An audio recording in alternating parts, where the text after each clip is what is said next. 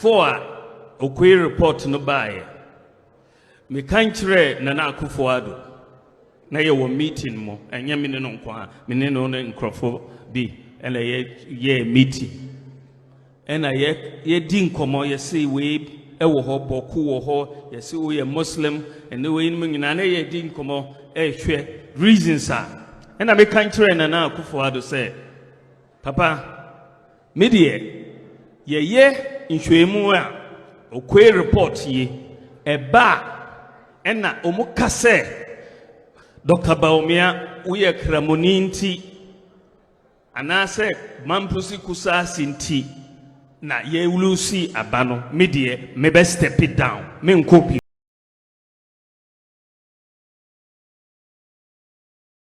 John Shinayan Peter Nate Agboyoma, and we bring it to you news from our studio on series of business in Ghana. The president John Dramani Mahama has commissioned a new sanctuary for Ghana's embassy in Addis Ababa, Ethiopia. Started in the year 2016, the project strengthens Ghana's diplomatic presence in the African Union's headquarters. The ceremony was attended by Ethiopia's Foreign Minister Gideon Timotheus, Ghana's Foreign Minister Samuel Okujetu Ablakwa, the diplomatic corps, and the Ghanaian community. This will serve as our mission to Ethiopia and also our permanent mission to the African Union. Everybody knows what the historic relations have been between Ghana and Ethiopia as founding members of the then Organization of African Unity, which later became the African Union. And so, as one of our prominent diplomatic posts, it is only fitting that we have a chancery that reflects the importance of the relations between Ghana and Ethiopia. And so I'm happy that we have completed this and we can have a decent place to be able to do business both at the AU and in our relations with Ethiopia.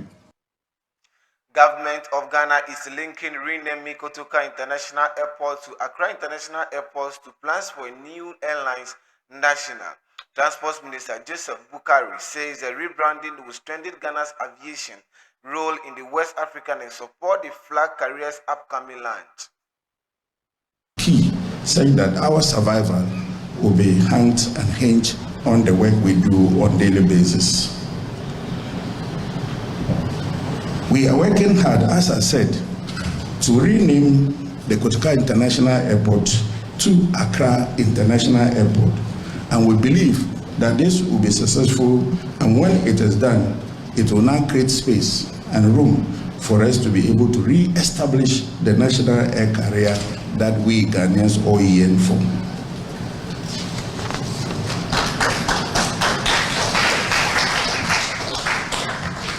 As we launch this anniversary celebration, it is important to reflect and remark on the progress made.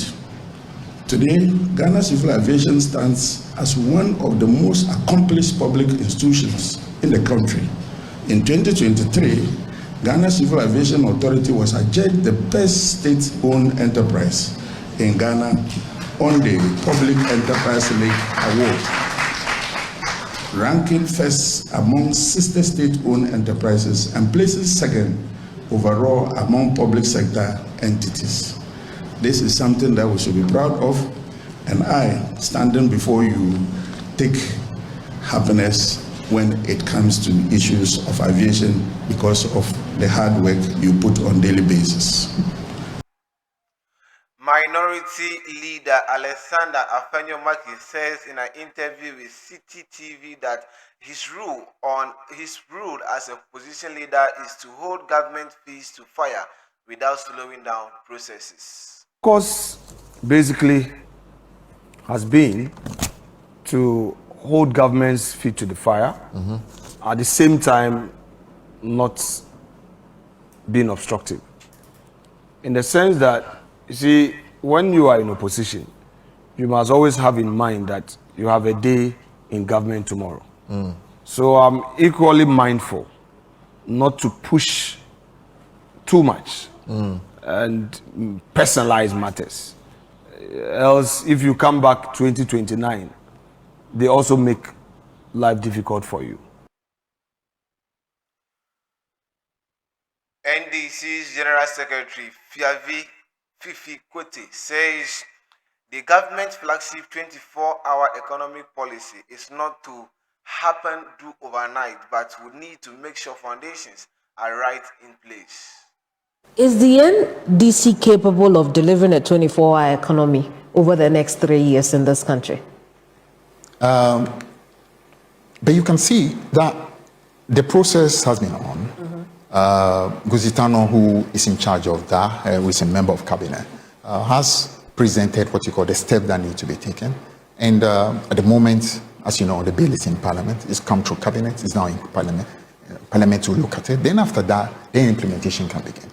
Other things that need to be put in place regarding especially tax exemptions. That's very important because all the people who need to come along need to have guarantees, especially about taxes. So it's not something that you can simply just do overnight. You need to make sure the foundations are in place in order to be able to bring all the people who need to come on board and do it properly. We made guarantees regarding what you call power arrangement. The tariff system that will give people an incentive to want to run, a lot more longer than they normally would do. So all those conversations are being done, and I believe that we would be able to run it as soon as we go through Parliament. We should be able to start. And some institutions have started already. Those institutions that don't, for example, need a tax incentive, some of them have started, which is a good thing. So I'm sure we're going to have a lot. Which is why some have said that we do not need an authority. No, don't forget. DVLA doesn't need a tax incentive. To be able to run 24 hours. Ghana Publishing doesn't need a tax incentive. But if, for example, I'm a manufacturing concern and you want me to run for 24 hours, you need to give me certain guarantees. Those are private sector people. And this thing is an economic thing. It's not a political thing. It's a different thing if it's simply politics where, for example, you are saying, all ministries, you have to do 24 hours, or public organizations, 24 hours. That's the easy part. It is an economic thing. Economic because you are looking at ways in which you are producing more, and therefore you are employing more, and therefore you are paying more taxes. So that needs economic assurances. So it's not something you can simply do by ordering institutions to simply run 24 hours. That was NDC's Fifi Fiavi Kwetey in an interview with TV3. And away from that, Dr. Alhaji Mahmoud Bawumia mentioned that he wouldn't have contested if the Mike Okwe's report has linked the 2024 MPP's defeat to his religion or tribe. Before Okwe report no buy, me kanchire Nana Akufo-Addo na ye wo meeting mo enye me no nkwa me ne no nkrofo bi ena ye meeting. And ye din komo ye say we ewo ho boku wo ho ye say we Muslim and the way nyina na ye din komo hwe reasons are and I make country na na Akufo-Addo say papa me de ye nhwemu a Okwe report ye eba ena omuka say Dr. Bawumia we kramoni nti anase mampusi kusa sinti na ye ulusi abano medie me be step it down me nkopio sana me kanchire me papa Nana Akufo-Addo me ka say because me pese me mfa interest ahead of the party's interest must always be ahead of me. Intina me kanchire say because of the party I will sacrifice any ambition if Mekwa yebelusi. But Okwe report ne baye, Ashanti report ne baye, Conrad Adenauer Foundation report ne baye, Ninyina by the same conclusion. Religion, tribe was not a factor in the 2024 election.